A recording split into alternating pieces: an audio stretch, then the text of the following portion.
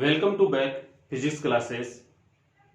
इस क्लास में भी हम समांतर प्लेट संधारित्र के बारे में ही पढ़ने वाले हैं कि अब की बार जो अपना जो वैरायटी होगी वो ये होगी कि अपने पास में समांतर प्लेट संधारित्र तो वही होगा, बट उस समांतर प्लेट संधारित्र की दोनों प्लेटों की बीच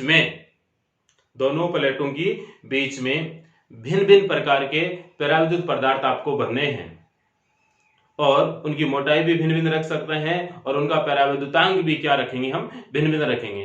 तब उस समांतर प्लेट संधारित्र की धारिता कितनी होगी, इसके लिए आपको ये पढ़ना है। ठीक है, चलो इसमें देखते हैं हम।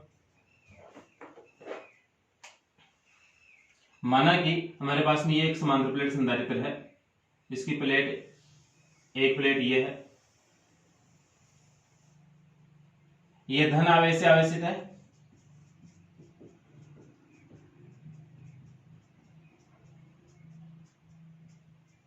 और इस प्लेट पर उपस्थित आवेश है Q, प्लेट है A, इसमें पृष्ठ आवेश घनत्व कितना है, सिग्मा। तो अब देखें, ये जो विभिन्न जो मोटाई की जो पराविद्युतों का पट्टियां हैं वही हैं नंबर 1, 2, 3, ये और भी बहुत सारी हैं और ये लास्ट वाली है 9, यानी कि बीच में और भी बहुत सारी हम पट्टियां भर सकते हैं। ये जो पट्टी है इसका पराविद्युतांक मान लेते हैं एप्सिलॉन r1, नंबर 2 का पराविद्युतांक मान लेते हैं एप्सिलॉन r2 और नंबर 3 का जो पराविद्युतांक है वो एप्सिलॉन r3 और इसका जो पराविद्युतांक है वो मान लेते हैं एप्सिलॉन rn। और इनकी मोटाइयां भी क्या है, भिन्न भिन्न है। इसकी मोटाई T1 मान लेते हैं, इसकी मोटाई T2 मान लेते हैं और इसकी मोटाई हम T3 मान लेते हैं और इसी प्रकार से इसकी भी मोटाई हम कितनी मान लेते हैं, Tn। बट समांतर प्लेट संधारित्र की दोनों प्लेटों के बीच की जो टोटल डिस्टेंस है वो कितनी है, कैपिटल D है। इस प्रकार से अब मुझे ये बताएं कि कितनी दूरी में पराविद्युत पदार्थ पट्टियां भरी हुई हैं, तो इतनी दूरी में। ये इतनी दूरी कितनी है, तो हम सबका इन सब का हम क्या कर देंगे, योग कर देंगे। और वायु कितनी दूरी में है, यानी इतनी सी और इतनी सी दूरी में क्या है, वायु है। वायु का मान ज्ञात करने के लिए हम क्या करेंगे, इस D में से इन सब पट्टियों का योग घटा देंगे, तो हमारे पास में वायु उपस्थित हो जाएगी। और इन जो भिन्न भिन्न प्रकार की जो पराविद्युत पट्टियां भरी गई हैं, जैसे मान लीजिए समांतर प्लेट संधारित्र है ये, यहाँ पर हमने कोई कागज के टुकड़े भर दिए इतनी मोटाई में मोम भर दिया, इतनी मोटाई में हब्रक भर दिया, इतनी मोटाई में और कोई अन्य पदार्थ भर दिया। इस प्रकार से बहुत सारी हमने लेयर बना रखी हैं। ठीक है, अब देखें विभिन्न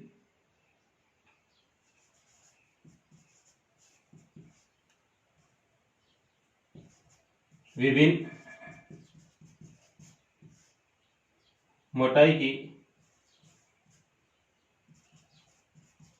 प्लेटों की कुल मोटाई T इज इक्वल टू हम कितना लिख सकते हैं, T1 plus T2 plus T3 plus dash dash dash dash plus Tn। वायु कितनी दूरी में उपस्थित है, वायु की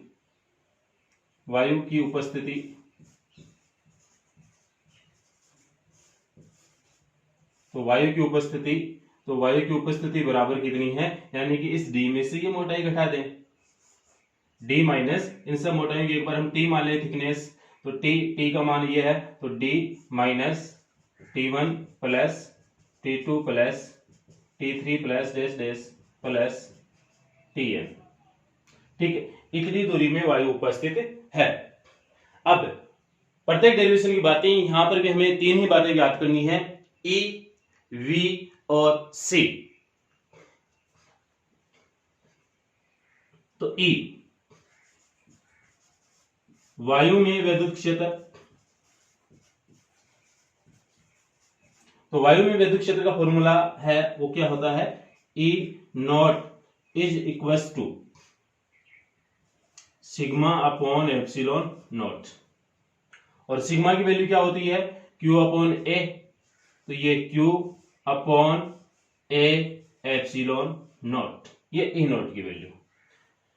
बट हमें मान लीजिए अब इसकी E नॉट की वैल्यू तो ये है, और पराविद्युत पदार्थों के लिए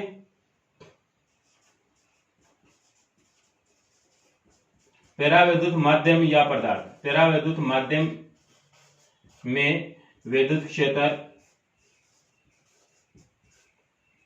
परावैद्युत माध्यम में विद्युत क्षेत्र। तो इसके लिए एक आपके पास में फॉर्मूला है कि E is equal to E not upon epsilon R, E is equal to E not upon epsilon R. और यहाँ पर एप्सिलॉन आर का मान हम E1 E2 अलग अलग के लिए हम यहाँ पर क्या लिख देंगे, इनका परावैद्युतांक epsilon R1 epsilon R2 epsilon R3 ये यहाँ पर हम लिखते हुए रहेंगे। अब देखें कुछ बच्चों को ये दिक्कत है कि सर ये फॉर्मूला E का कैसे आ गया। ये तो आपको पता चल रहा है sigma upon epsilon not chapter number 2 में है, उसके नियम के अनुप्रयोग में आ रहा है। ठीक है, ये आपने सिग्मा की वैल्यू रख दी Q अपॉन ये भी पता चल रहा है, बट ये नहीं पता चल रहा है कि सर ये कैसे फॉर्मूला आया, ये फॉर्मूला कैसे आया, E is equal to E not upon epsilon R. इसका आप सॉल्यूशन देखें।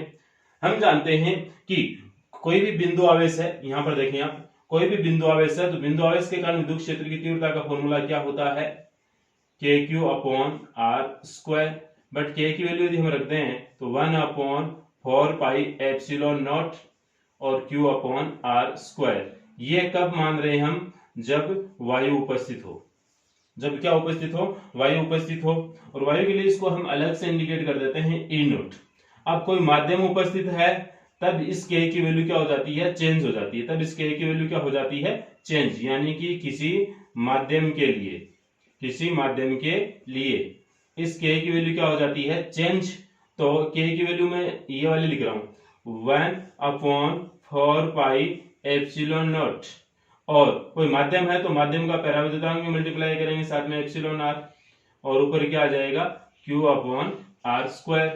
बट आप ध्यान दें कि यहां पर जो हमारे पास में जो वैल्यू आई थी, कौन सी, ये साइड में है, ये यहां पर जो वैल्यू आई थी E नॉट की क्या आई थी, 1 upon 4 pi epsilon not Q upon R square. तो यहां पर भी ये वैल्यू है 1 upon 4 pi epsilon Q not upon R square. इसकी जगह आप क्या लिख सकते हैं, E नॉट, क्या लिख सकते हैं, E नॉट। तो इसकी जगह आपने लिख दिया E नॉट, और नीचे क्या बच गया आपके पास में, इस परावैद्युतांक एप्सिलॉन आर। तो इस प्रकार से ये हम लिख सकते हैं। अब आपको ये दिक्कत नहीं होनी चाहिए। ऐसे यदि कोई भी फॉर्मूला है तो उसको आप पहले माध्यम में वायु में कंपैरिजन करके देख लेना चाहिए, ऐसी कोई भी बात नहीं होगी ताकि आपको वो समझ में नहीं आए।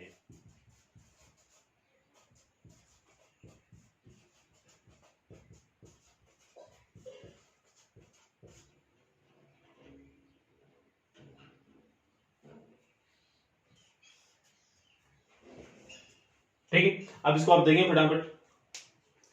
इस स्थिति में संधारित्र की दोनों प्लेटों के मध्य जो प्रभावी विभवांतर है, प्रभावी विभवांतर मतलब परावैद्युत माध्यम में और हवा में दोनों में क्या है वो आपको देखना है। ठीक है, तो वायु में विभवांतर प्लस परावैद्युत पट्टियों में विभवांतर, इससे जो पहले वाला डेरिवेशन किया था सेम टू सेम आपको वैसे ही करना है, इसमें कोई दिक्कत नहीं है। ठीक है, यानी कि एक बार हम वायु में लिखते हैं, दूसरा हम परावैद्युत माध्यम में लिखते हैं। ठीक है, क्या क्या लिखते हैं, विभवांतर लिखते हैं। तो वायु में विभवांतर, वायु में विभवांतर ये रहा। विभवांतर के लिए सूत्र क्या हमारे पास में, E is equal to E गुना D, E is equal to V is equal to E गुना D। तो यहाँ पर E का मान कितना है वायु में, E की जगह हम क्या लिख देते हैं, E नॉट, और D मतलब वायु कितनी डिस्टेंस में उपस्थित है।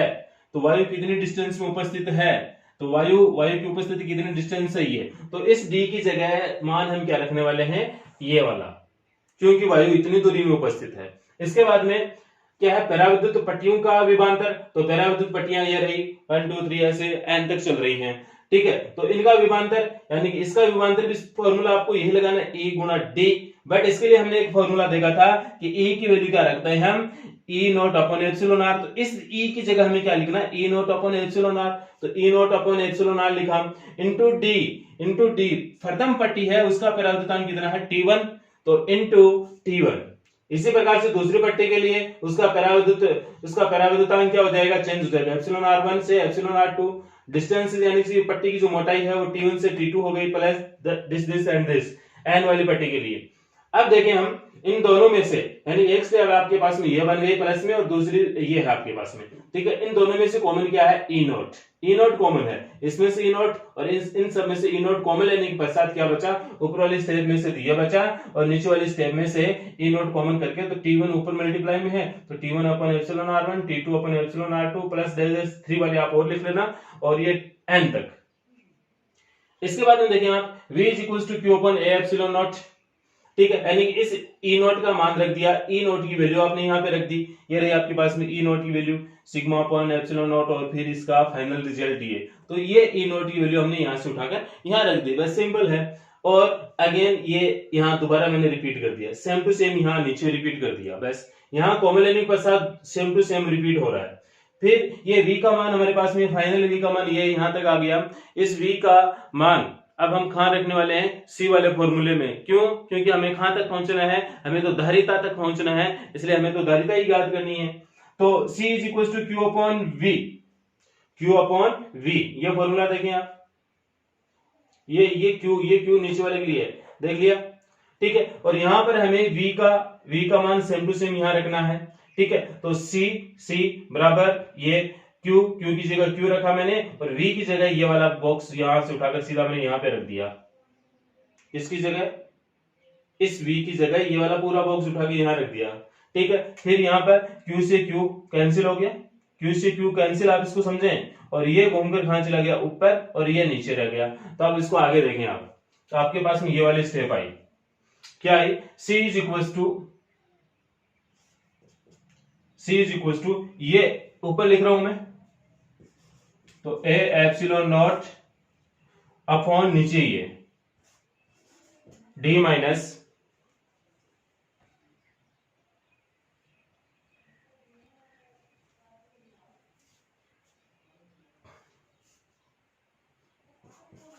T1 plus T2 plus T3 plus dash plus Tn लो जी, और प्लस ये लंबा फॉर्मूला है थोड़ा, ये plus T1 upon epsilon R1 plus T2 upon epsilon R2 plus T3 upon epsilon R, ये 2 ये 3 plus dash plus Tn upon epsilon Rn, इनको थोड़ा बीच में रख ले भाई, ठीक है। तो ये हमारे पास में फॉर्मूला आ गया,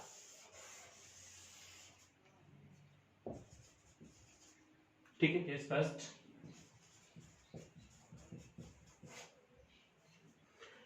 यदि हम ये मान लें कि संधारित्र की ये जो प्लेटें हैं, इन प्लेटों के मध्य वायु उपस्थित नहीं हो, यानी कि वायु उपस्थित नहीं हो, तो वायु की उपस्थिति क्या हो जाएगी? यहां पर 0। कहने का मतलब यही है कि ये जो आपके पास में जो जोड़ आ रहा है T1 T2 ये वाला जोड़, ये जोड़ किसके बराबर होगा? D के बराबर होगा, ठीक है। तब इस कंडीशन में वायु की उपस्थिति क्या है? 0। कहने का मतलब है यहां पर परावर्तित पट्टियों के मध्य इधर कोई वायु नहीं है, ठीक है। तो केस आप सीधा रखें, यदि D बराबर T1 plus T2 plus T3 plus dash plus Tn ये हो, तो ये होते ही हम इस बॉक्स की जगह क्या लिखने वाले हैं? D, ठीक है। इस बॉक्स की जगह D और D से D क्या हो गया? कैंसिल, अतः तो C is equal to A epsilon naught upon D minus D और ये plus T1 upon epsilon R1 plus T2 upon epsilon R2 plus T3 upon epsilon R3 plus dash plus Tn upon epsilon Rn, ये लो जी, D से D cancel. तब इस condition में C is equal to क्या आ गया? A epsilon naught upon T1 upon epsilon R1 plus T2 upon epsilon R2 plus dash plus Tn upon epsilon Rn। तो ये वाला फॉर्मूला आपको डायरेक्ट याद रहना चाहिए, ठीक है। न्यूमेरिकल्स में एक तो ये वाला फॉर्मूला काम आएगा और एक ये वाला फॉर्मूला, ठीक है। तो इसमें कंडीशन ये वाली होगी जब समांतर प्लेट संधारित्र है आपके पास में और इनके मध्य विभिन्न प्रकार के परावैद्युत पदार्थों की पट्टियां रखी गई हैं, तब उसकी धारिता ज्ञात कीजिए। आपको इनकी मोटाई वगैरह एप्सिलॉन आर वगैरह क्षेत्रफल वगैरह वो आपको कुछ दिया होगा और कुछ आपसे पूछा जाएगा। तो आप ये वाला फॉर्मूला डायरेक्ट याद रखें। यह तो जब वायु उपस्थित नहीं हो और भिन्न भिन्न प्रकार की परावैद्युत पट्टियां भरी गई हो, ये जब वायु उपस्थित हो और भिन्न भिन्न प्रकार की परावैद्युत पट्टियां भरी गई। इसमें वायु उपस्थित नहीं है और इसमें वायु उपस्थित है, बस इतना सा अंतर है दोनों फॉर्मूलों में। ठीक है। दूसरी बात यह है कि जैसे ये चैप्टर पूरा होगा तो इस चैप्टर के पश्चात आपका एक लाइव टेस्ट सीरीज रखी जाएगी 1 से लेकर 4 तक चैप्टरों की। ठीक है। 1-2 दिनों में हो जाए शायद वो कंप्लीट, तो आप उसके लिए लाइव टेस्ट के लिए आप तैयारी करें भाई। और दूसरी बात यह है कि ज्यादातर बच्चे 1-2 वीडियो 3-4 वीडियो मेरे से पीछे चल रहे हैं, कुछ बच्चे नोट कर रहे हैं, कुछ बच्चे नोट नहीं भी कर रहे हैं। ठीक है। जो बच्चे नोट नहीं कर रहे हैं उनको थोड़ा नुकसान होगा, थोड़ा क्या बहुत ज्यादा नुकसान होगा। ठीक है। या फिर आपके पास में कोई किसी बच्चे के यदि कोई नोट्स उपलब्ध है आपके पास में या कोई आपके पास में बुक्स वगैरह है तो आप वहां से नोट कर सकते हैं। वहां से नोट करने के पश्चात आप वीडियो देखें, समझें। ठीक है। इस बात को आप अन्यथा न लें। अब ज्यादा मैं आपको क्या समझाऊं, आप खुद ही समझदार। आपके मन में है पढ़ना तो पढ़ोगे, नहीं है तो नहीं पढ़ोगे आप। हमारा तो यही कहना है कि आप पढ़ें बार बार पढ़ें। ठीक है। और ये मोर भी कह रहा है आपको कि बार बार पढ़े, सुनो। ठीक है। और वीडियो को लाइक जरूर कीजिए और चैनल को यदि आप सब्सक्राइब नहीं कर रखा है अभी भी आपने तो इसको सब्सक्राइब भी कीजिए। ठीक है। Thank you.